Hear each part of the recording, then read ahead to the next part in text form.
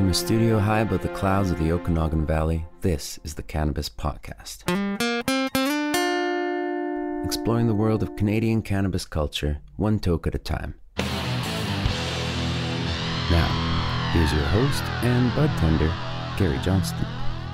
And that is how we get through our day, right? One toke at a time. Welcome back. Thank you for coming back to episode 7 of the Cannabis Podcast. If you are coming by for the first time, thanks for taking a peek, or a listen perhaps. We are a podcast that is all about a Canadian's cannabis culture. Lowercase c, by the way. I'm glad you're here, and I have to be honest, I am really giddy today, and it may come across, there may be a little too much exuberance, a little too much energy for a couple of reasons. The first and foremost primary reason is there is finally a retail store in the Okanagan. It opened up on Indigenous land this morning at 7 a.m. It's called Indigenous Bloom, and it's just outside of Kelowna, between Kelowna and Lake Country. And lo and behold, now I first heard about this from our good friends at OkanaganZ.com with their newsletter and their posts on Twitter and Facebook. So thank you, Okanagan Z, for keeping us informed once more. And in fact, I ran into David Wowie when I was out at Indigenous Bloom this morning. Fabulous. Really a nice location. Nice store, clean, as most of the stores seem to be from the pictures I've seen so far.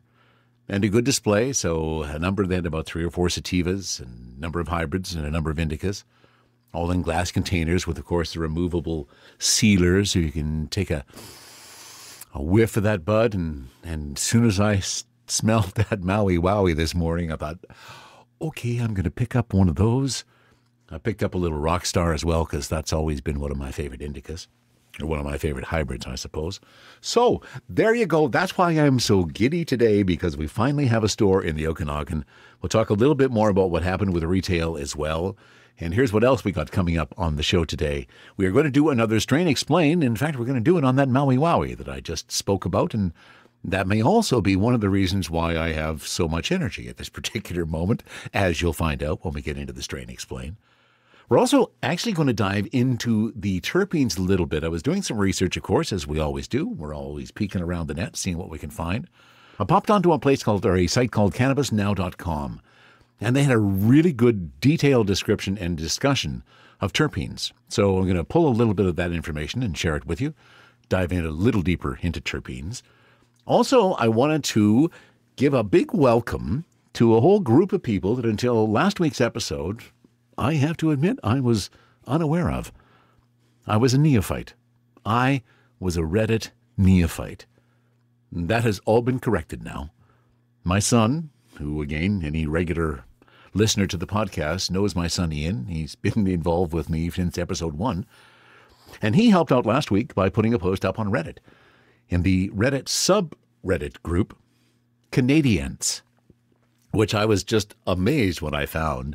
Here's the description of the Canadians group on Reddit. You'll love this, and they already love this, so they'll love hearing about it.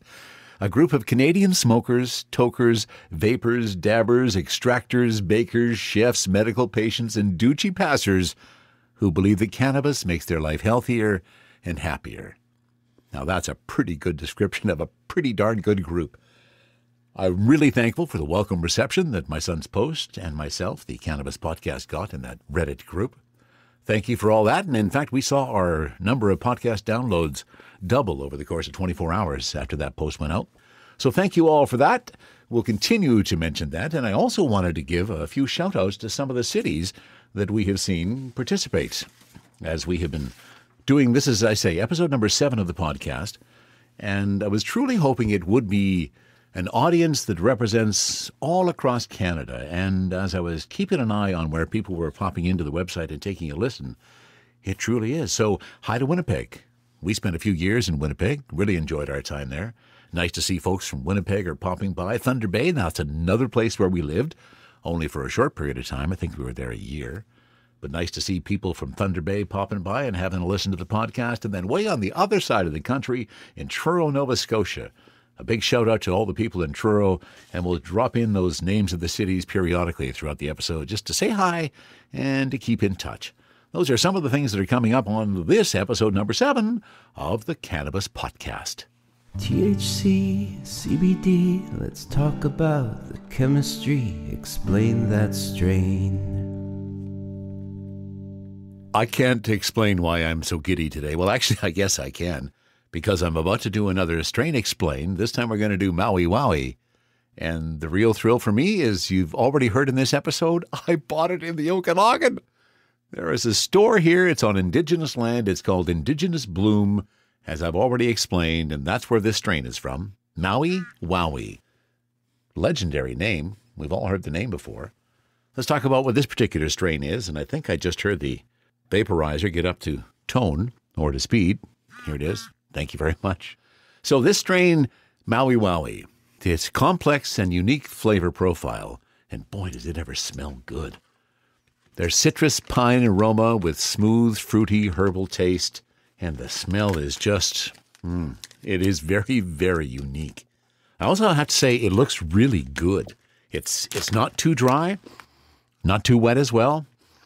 When you get a whiff of the Maui Wowie, you're just going to be amazed. Well-trimmed buds, good sized buds as well, lots of red filaments in it, and truly wonderful flavor and taste, smell. Actually, let's figure out what that flavor is.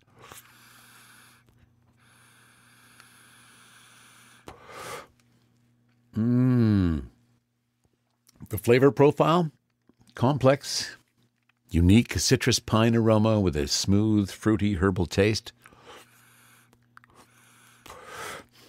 I love it when the strain lives up to the documentation, and it clearly does. Now, at another part of this episode, we're going to dive a little deeper into terpenes, and perhaps a bit better explanation of what some of the terpenes are. But let me give you the terpene profile from Maui Wowie while we're here, because here we are, and it's starting to have an effect. Here are the Maui Wowie terpenes in relative strength. We've got pinene, which gives us that citrus pine flavor. And as we'll discover in our discussion on terpenes later, the pinene is where a lot of the energy aspects of the sativas come from. We have myrcene at 15%. The pinene was 36%, by the way. So that is definitely the most terpene in this particular strain. Myrcene's at 15%. Caryophyllene, which we've seen before, is at 14%. And then is rounded out with a little bit of limonene and terpinolene, and there's about 6% of each of those terpenes in it. And as mentioned, the pinene is what gives us the energy when we smoke this particular sativa. And energy on this particular Friday is when I'm recording this show this week. And what a start to the day. As you've already heard, I'm just giddy over the fact that we can now buy cannabis here in the Okanagan at least one store. More coming soon, we hope. But I have to say, there's that happy feeling in the eyes once more. I like Maui Wowie. I think you might too. Maui Wowie, our strain explain for today. Again, it is complex and unique flavor profile. And while I let that continue to work in my brain, that is our strain explain of Maui Wowie. And that was the other thing that I meant to mention in the intro, that I would have mentioned in the intro if I wasn't stoned and forgot to mention in the intro.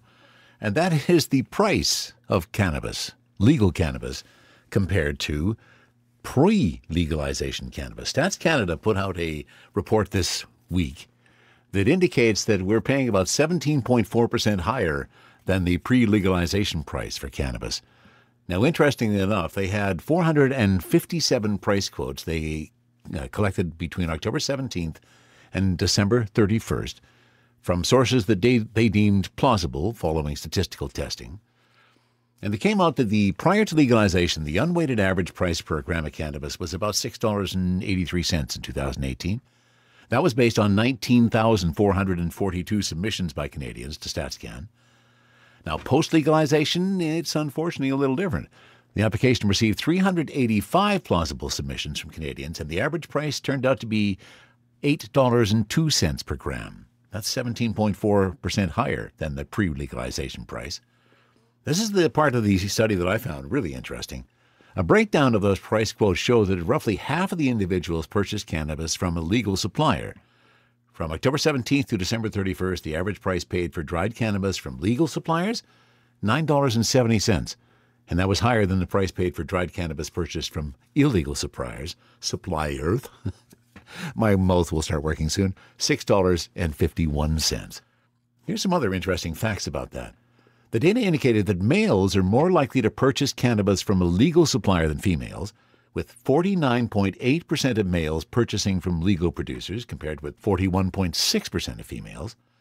Males were also found to purchase in larger quantities from both legal and illegal sources. I found that a really interesting part of the study. So the average quantity purchased from legal suppliers was 8.3 grams. Respondents to StatsCan indicated they purchased an average of 4.7 grams when buying at a retail outlet, and an average of 9.1 grams when purchasing via mail delivery. Now, the average quantity purchased from illegal suppliers was 17.2 grams, more than double the amount of cannabis purchased through legal methods.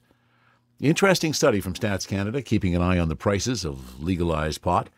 So if I look at what I picked up today, it was about $8 a gram. So pretty accurate in terms of what Stats Canada is saying is the average price for retail. What's your opinion on that? Are you buying from legal sources, or are you still buying from illegal sources? Not that I'm saying that there are illegal sources out there. No, I would never say such a thing. But of course, they are finding that the black market, as it existed prior to legalization, because they're having all of these problems with supply and demand and everything else, quality, all of that, there is still a fairly healthy black market out there, as I understand. And there's still a number of people who are picking up their pot from that particular source. So there's StatsCan, keeping an eye on prices for us, and we will keep an eye on that and see if anything changes over the course of the while. And, well, it'd be nice to see the prices come down. But I guess the whole point is, as long as we can get access to it, I'm prepared to pay a reasonable price for good quality cannabis. And let's look a little more at that good quality cannabis. One of the things I mentioned last week, and I mentioned a couple of times, is when we get those THC values listed on the packaging, where the first value is relatively small, like 0.06%, and the second value is, in the 15 to 20% value. Lots of speculation out there, and threw it out, in fact, to the Reddit users group, and this is where this information that I'm going to share with you has come from. And I think this is probably along the lines of what most people are believing these numbers are for. Basically, what they're saying is that the first value, so let's say it's 0.5% THC, that's literally the milligrams of THC in the raw bud as it exists. The higher value, which can range from 15 to 22% in some THC values, that's the amount of THC that is going to be released when it is either heated, vaped, or ingested. That's what the total THC value is referring to. And when you think about it, that kind of makes sense. So that's what I'm going to go with. I'm going to take those values to mean that the first value is literally the amount of THC in the raw bud, and the second value is the decarboxylated value of the cannabis once it has been extracted through whatever heat source, whether that's smoking it, vaping it, or through an edible. And the other thing I wanted to talk about today in relation to our quality cannabis was, I mentioned off the top, we're going to deal a little deeper into terpenes, and specifically the terpene of myrcene. I mentioned that I found this site called cannabisnow.com. They got a great load of information on that site. And one of the articles that I found that I thought was really interesting by Kay Astro, and is understanding terpenes, and they're dealing specifically with myrcene. As we understand, or as I understand, the terpenes are what are giving our cannabis the flavor, the taste, and in many cases, the psychoactive effects are dependent on the particular myrcenes in that strain, or the particular terpenes in that strain, as evidenced by myrcene. Here's where the article starts out. People love to eat mangoes, but they might think that they enjoy the sweet tropical fruit just for its inimitable flavor and unmasked juiciness. But they might not be aware there's something that might be making them feel good after eating it. It's a potent terpene called myrcene. It's also found naturally in different herbs and plants like basil, lemongrass, eucalyptus, bay leaves, thyme, and even hops, the primary herb that gives beer its distinct flavor profile. Myrcene is known for its ability to calm and relax both the body and the mind. It has a signature spicy, earthy, musky scent, and you'll notice that in a lot of strains that have myrcene in them. And that sometimes smells similar to cloves with a mildly sweet flavor profile that can vary from strain to strain. As I look further into Kay Astro's article, according to Steep Hill Labs, consuming cannabis that possesses myrcene levels above 0.5% often results in what's been affectionately referred to as couch lock, or we also refer to it as indicoach.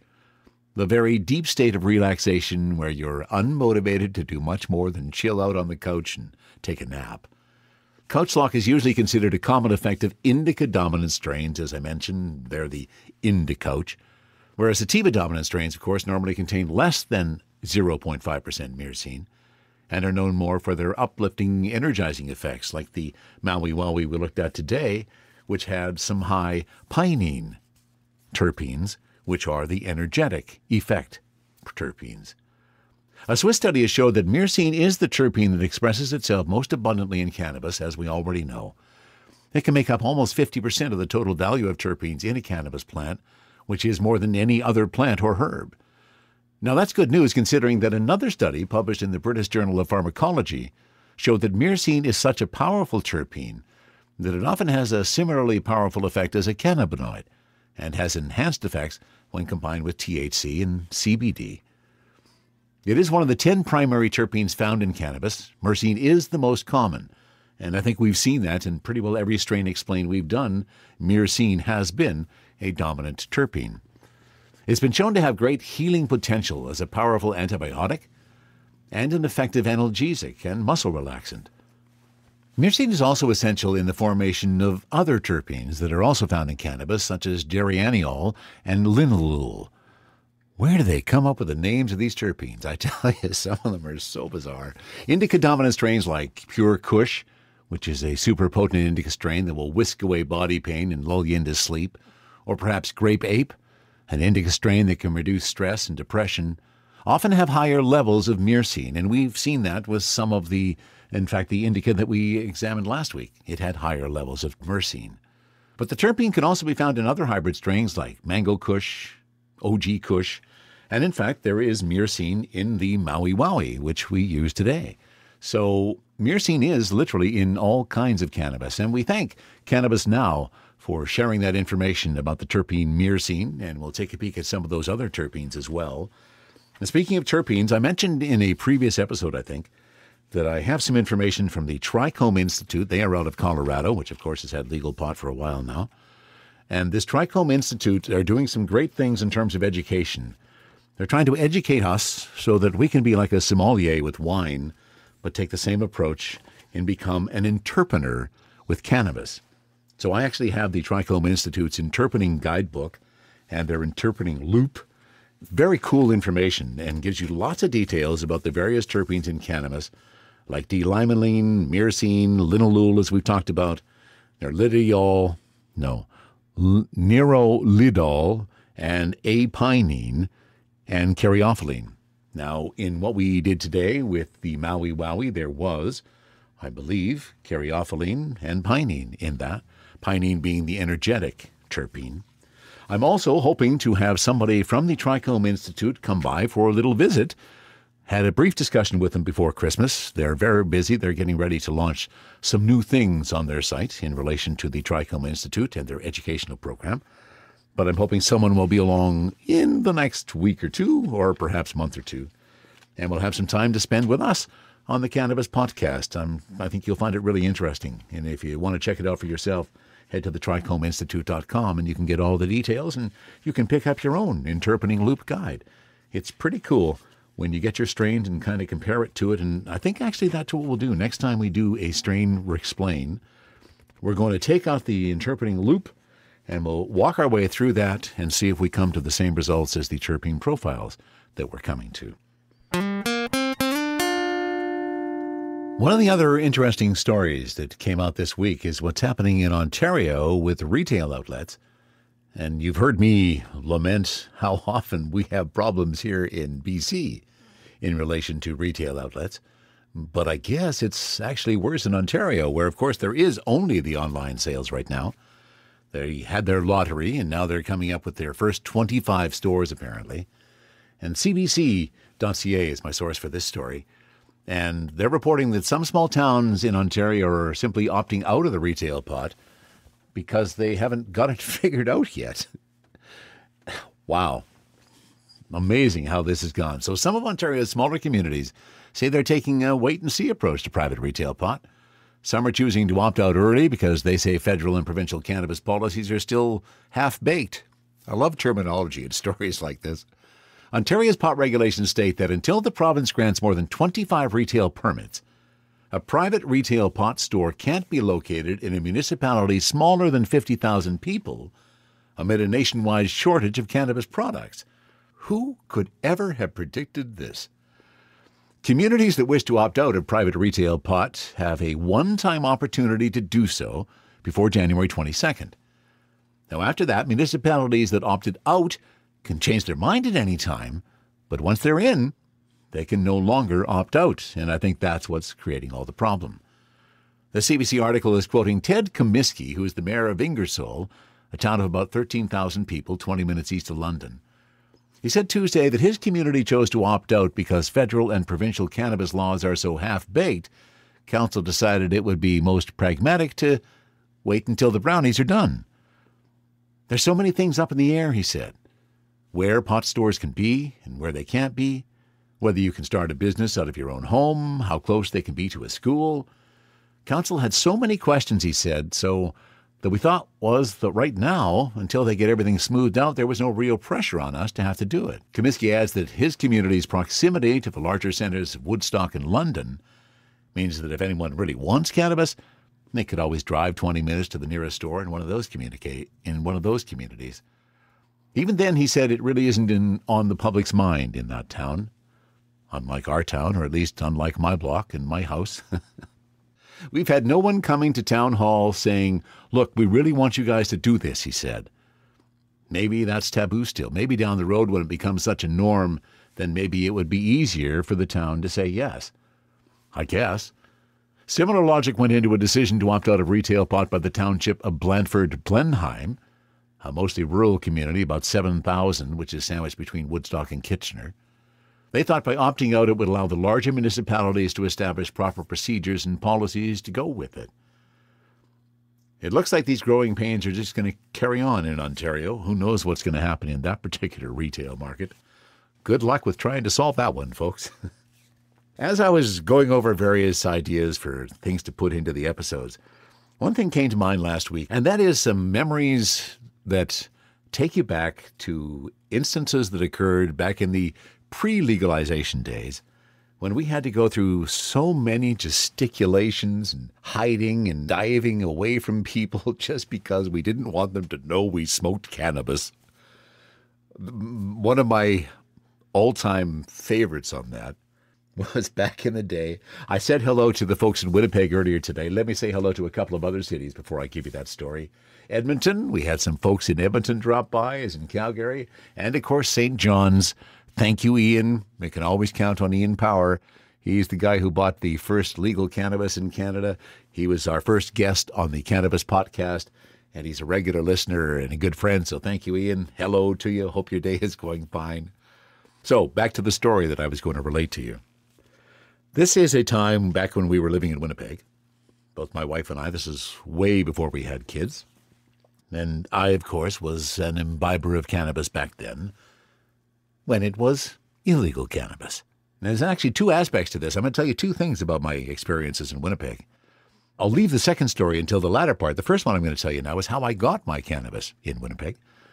I used to do remotes, and a remote broadcast in radio is when an announcer is sitting at a car dealership and urging you to come down and buy that car and buy that car. I, for a period of 6 months, every Saturday, went to this one particular dealership in Winnipeg, who shall remain unnamed. And over the course of the time at that dealership, I ran into a guy who happened to be one of the biggest dealers in Winnipeg at the time. I didn't know it when I met him, but as it turned out, he was a good source for me to know. And he turned me on to a guy who became my constant source of cannabis when I was in Winnipeg. Good quality cannabis, and I have to say this was the easiest I ever had it. Even easier now than when I can drive out to a store and buy some legally. I would call him up. I do not remember his name. It was a long time ago. I would call him up, and I would say a number, usually 1 or 2, and then another value after it. So 1 or 2 in 15. And that meant I wanted 1 or 2 ounces, preferably in 15 minutes. The place I worked at that time was a radio station in the Free Press building in Winnipeg. So what would happen in that, if it was 15 minutes, I would walk out the front door of the Free Press building. 15 minutes later, he would be coming down Carleton Street. He'd stop. I'd get in the car. We'd drive around the block, do our business. He'd drop me off in front of the Free Press building. And 3 minutes later, I had my cannabis and he was off. Worked perfectly. Didn't bother anybody. And then the final story that I want to relate to you today is back again when we were in Winnipeg. This was a time when my in-laws were coming to visit. Now, my in-laws might have suspected, I think the entire family suspected my cannabis use, but it was never anything that was admitted openly. They were coming to visit us, but they were not supposed to be here for another day. I was at home by myself. My wife was, I think, working late. And I had just purchased it. I very rarely bought bulk. I usually just bought, a half an ounce or an ounce or something. But on this particular case, I got a real deal on, I think, a quarter pound. And I had this spread out over the table in my living room as I was portioning it up. And the front door had a knock on it. I went to the front door, and guess who? Yep, you got it. My in-laws. There they are. Oh, hi, Mom and Dad. How are you? Can you hang on just a moment while I clean something up? I guess I did keep them out on the porch. I had to, because I had to run in, grab as many papers as I could, and toss them all over top of all of this merchandise that was sitting on this table before I let them into the room. I don't know if they ever suspected or not, but I'd be curious to hear your stories of those kind of times. Now that we're into the legalization phase, I think we also have to remember where we came from. And we certainly hear Jody Emery talk about it a lot when she talks about how things were better before legalization. And this is one of those aspects where I think we need to start bringing some of those stories up and remembering how it used to be and appreciating that even though there's still a lot of crap that's going on with legalization or Prohibition 2.0, I still have to keep reminding myself and others that at least cannabis is legalized in Canada. At least I can have an ounce, 30 grams. And by the way, when did an ounce become 30 grams? All of our lives, we dealt with 28 grams. The government makes it legal, and now suddenly it's 30 grams. Where the heck did that come from? Screws up all of my math, frankly. But regardless of that, even though there is still all of this crap going on, I'm still happy as a Canadian that I can smoke cannabis legally and not have to worry about the stigma, even though, as we've already talked, yes, there is still some of that stigma out there. We are still trying to line up a bunch of different interviews and having a little difficulty as the year gets started. People are having other things, I guess, coming up into their lives. But we are lining up some interviews, as I mentioned, the Trichome Institute. I'm going to connect with them again in the next week or two and see when we can get somebody from there on. I've also had some further communication with Dana Larson. He's such a busy guy. We're going to find a time to squeeze him into an opportunity here to have a discussion with us. I've also invited Jody Emery a couple of times. I haven't heard back from her. She's so busy. I understand that. And then we also have contacted the City of Summerland. We contacted them prior to Christmas. They're looking like they might have a legal store in the Okanagan, be one of the first, perhaps before Lake Country, after the Indigenous store, of course.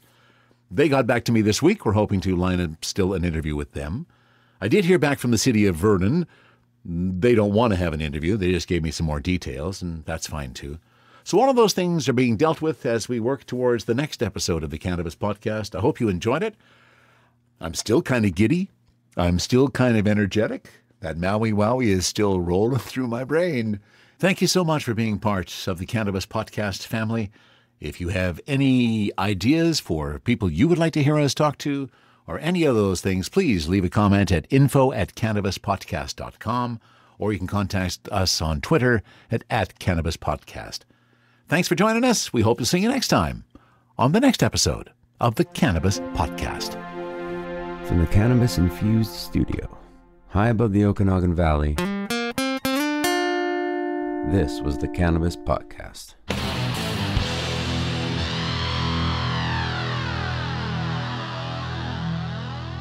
Thanks for listening to today's show. To check out more great cannabis podcasts, go to podconnects.com. Here's a preview of one of our other shows. I'm Larry Michigan, and I'd like to invite you to join Rob Hunt and me on our weekly podcast, The Deadhead Cannabis Show. Each week, we explore the latest cannabis and jam band news and reminisce with other deadheads and jam band lovers about the great musical acts that we've seen and heard. Check out a new episode every Monday.